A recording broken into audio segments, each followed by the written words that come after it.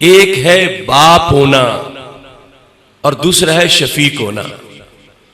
Bill उमूम जो बाप होता है वो शफीक भी होता है। जो बाप होता है औलाद के लिए रहमत का साहिबान होता है। जो बाप होता है वो औलाद के लिए बड़ा मेहरबान होता है। बाप होना और मेहरबान होना ये आपस में लाजिम व मलजूम है। जब ये आयत उतर गई, पहला बयान आया पहले हिस्से में, मा काना मुहम्मदुन अबा अहदिम मिर रिजालिकुम, कि हजरत मोहम्मद मुस्तफा सल्लल्लाहु अलैहि वसल्लम तुम्हारे मर्दों में से किसी के बाप नहीं है। अब इससे ये वहम हो सकता था कि बाप नहीं तो फिर तो शफीक भी नहीं होंगे, बाप होते तो शफीक होते। दो चीजों में से जब एक की नफी हुई और दूसरी की नफी का वहम हो सकता था तो रब्बे जुल जलाल ने लाकिन इस्तेमाल किया, फरमाया तुम में से वो किसी के बाप नहीं, लेकिन ये ना समझना कि शफीक भी नहीं। शफकत वो करते हैं जो बाप कर ही नहीं सकता। मा काना मुहम्मदुन अबा अहदिम मिर रिजालिकुम वलाकिन रसूल अल्लाह, वो तुम में से किसी के बाप नहीं है, लेकिन ये ना समझना कि वो रहमत भी नहीं, वो शफीक भी नहीं, वो मेहरबान भी नहीं। फरमाया मेहरबानी वो करते हैं जो बाप कर ही नहीं सकता। क्यों? वो अल्लाह के रसूल है। अब ये रबत था दो चीजों का, एक की नफी से दूसरी का वहम पड़ रहा था, लाकिन से उस वहम को दूर कर दिया गया और अजमत जाहिर की गई। वो बाप जो मेहरबान होता है उसका अंदाज और है, यहां अंदाज और है। बाप को बताओगे तो पता चलेगा, फिर मेहरबानी करेगा। यहां बताए बगैर भी वो मेहरबानी कर देते हैं। बाप साथ वाले कमरे में हो, बेटा ज़बह हो रहा हो, बाप को पता नहीं चलेगा कि मेरे बेटे पे क्या गुजर रही है। वो पता चलेगा तो कुछ करेगा, वहां खबर देना जरूरी है। और यहां सूरत हाल ये है कि जिस वक्त उम्मती तड़पता है, रसूल अल्लाह सल्लल्लाहु अलैहि वसल्लम को खुद ही पता चल जाता है। फरमाया वो तुम में से किसी के बाप नहीं है, लेकिन मायूस ना होना कि शफकत भी नहीं करेंगे। शफकत वो करते हैं जो शफकत बाप कर ही नहीं सकता। बाप को पता चलेगा तो फिर भी वो करेगा जो उसके इख्तियार में। मैदान माशर है, किसी का कोई प्रोटोकॉल नहीं।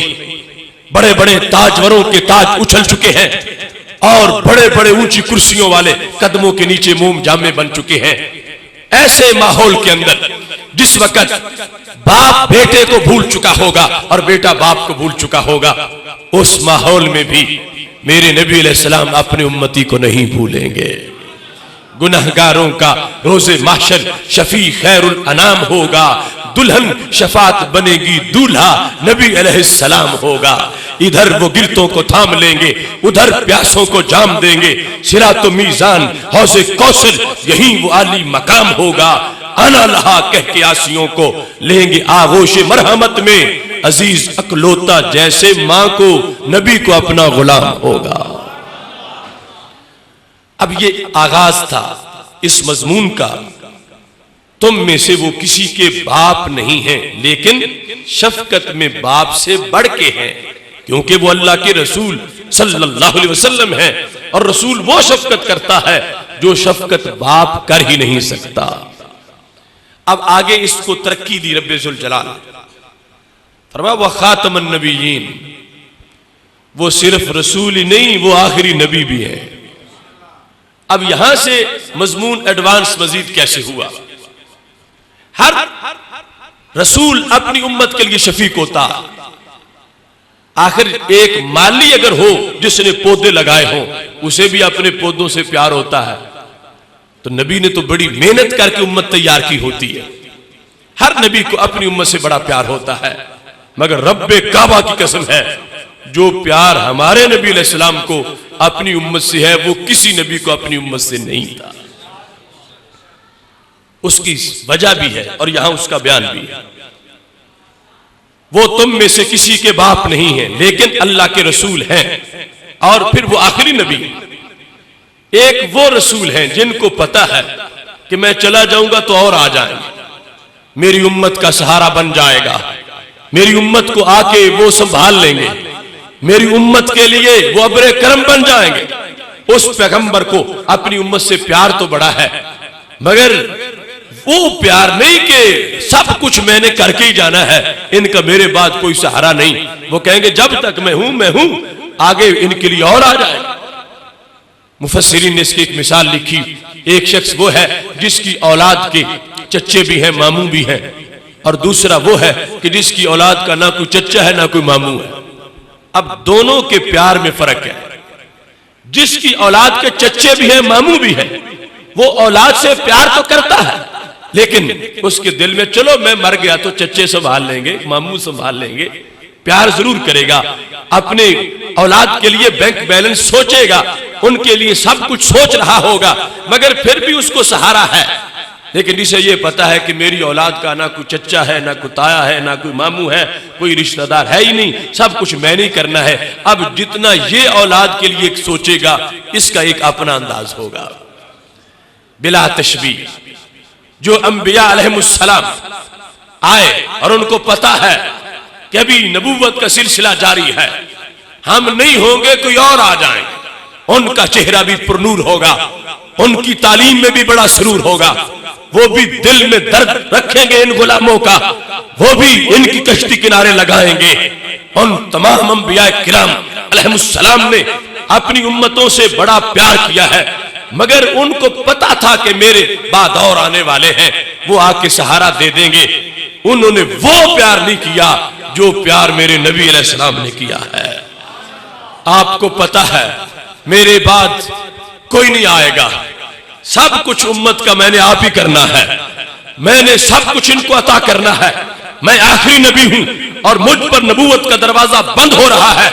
लिहाजा दौर के अंबिया अलैहिमुस्सलाम अपनी उम्मतों से प्यार करते रहे, लेकिन जो प्यार नबी अलैहिस्सलाम ने हमारे आका ने किया वो किसी और ने नहीं किया। अल्लाह उस मजमून को इस आयत में बयान कर रहा है, तुम में से वो किसी के बाप नहीं है, लेकिन ये ना समझना कि वो शफीक भी नहीं, शफकत में बाप से बढ़कर है, क्योंकि वो अल्लाह के रसूल हैं। और फिर कहा वो आम रसूल नहीं कि कहे कोई बाद में कर लेगा कुछ दे जाऊं, ये वो रसूल है जो आखिरी है, जिन्होंने शफकत की उम्मत पे इंतहा कर डाली है। मा काना मुहम्मदुन अबा अहदिम मिर रिजालिकुम वलाकिन रसूलुल्लाहि व खातमन नबिय्यीन। अब मजमून बतदरीज पहुंचा खातमन नबिय्यीन तक कि ये वो है जिन्हें पता है कि मैंने सब कुछ करना है और मैंने ही सहारा देना है। इस वास्ते अंदाज देख लो, मेरे नबी अलैहिस्सलाम इरशाद फरमाते हैं लिकुल्लि नबिय्यिन दावतुन मुस्तजाबा, हर नबी की एक दुआ जरूर कबूल होती है, अगरचे हजारों हो रोजाना कबूल, मगर एक खसूसी कोटा है अल्लाह ने दिया हर नबी को, जिस मकसद के लिए मांगो वो पूरा होगा, ये बाकायदा उनको कह दिया गया। तो हमारे महबूब अलैहिस्सलाम फरमाते हैं फतअज्जला कुल्लु नबिय्यिन दावतहु, हर नबी ने वो दुआ मांग ली, किसी ने बचा के नहीं रखी, किसी ने छुपा के नहीं रखी, अपने किसी मकसद के लिए मांगी, मांगना जायज थी, रब ने हक जो दिया हुआ था, मगर कुर्बान जाए खत्म नबूवत की ताज वाले जात पर। फरमा इन्नी इख्तबातु दावती, मेरे गुलामों मैंने आज तक वो दुआ नहीं मांगी, अगरचे रोजाना मेरी कबूल होती है, मैं मांगता हूं रब कबूल करता, मगर वो खास कोटे वाली दुआ मैंने आज तक नहीं मांगी और ना ही अभी मांगूंगा। कब मांगूंगा? फरमाया शफाअतल लिउम्मती इला यौमिल क़ियामा, मैं वो दुआ क़यामत वाले दिन मांगूंगा। अब दीगर अंबिया अलैहिस्सलाम को भी प्यार तो था अपनी उम्मतों से, मगर दुआ नहीं बचा के रखी, दुआ मकसद के लिए मांग ली, कोई मुश्किल पेश आई दुआ मांग ली। मेरे नबी अलैहिस्सलाम पर बड़े बड़े मुश्किल वक्त आए, ताइफ का बाजार भी था, हुनैन का मैदान भी था, बड़े बड़े मुश्किल वक्त आए हैं, फरमा मैंने वो दुआ नहीं मांगी। क्यों नहीं मांगी? फरमा शफाअतल लि उम्मती इला यौमिल क़ियामा, क़यामत तक जितनी उम्मत आएगी एक दुआ से सबको जन्नत में ले जाऊंगा। तो पता चला मा काना मुहम्मदुन अबा अहदिम मिर रिजालिकुम वलाकिन रसूलुल्लाहि व खातमन नबिय्यीन। आयत के अंदर बता दिया गया कि खत्म नबूवत वाली उम्मत के लिए सहूलतें क्या है, जिस उम्मत को ये अकीदा मिला है और गुलामी मिली है खातमुन नबीयीन सल्लल्लाहु अलैहि वसल्लम की, इस उम्मत में और दीगर उम्मतों में फर्क क्या है? ये उम्मत खत्म नबूवत की वारिस होने की बुनियाद पर कि रसूल अल्लाह सल्लल्लाहु अलैहि वसल्लम की उम्मत है जो आखिरी नबी है, रब्बे जुल जलाल ने इनको ये शान दी है कि इनको उस महबूब का गुलाम बनाया है जो तमाम नबियों में से बढ़कर अपनी उम्मत से प्यार करने वाले हैं।